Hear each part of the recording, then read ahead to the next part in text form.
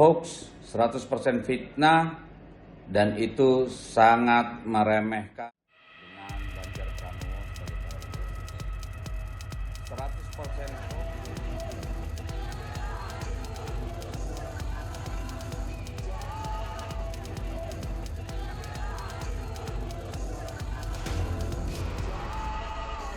Andi Armando koar-koar katanya ada kontrak politik antara PDI Perjuangan dengan Ganjar Pranowo sebagai calon presiden. 100% hoax, 100% fitnah, dan itu sangat meremehkan, sangat menghina, dan betul-betul tidak bisa diterima. Hak menyusun kabinet itu prerogatif presiden terpilih. PDI Perjuangan menghargai, menghormati keputusan atau katakanlah kebijakan undang-undang yang mengatur pembantu presiden dipilih oleh presiden.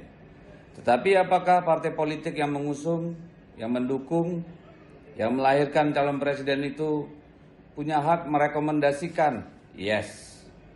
Karena presiden manapun yang menang tentu ingin didukung oleh partai politik. Perlu orang-orang yang cakap dan bisa berkomunikasi dengan DPR sebagai mitra pemerintah.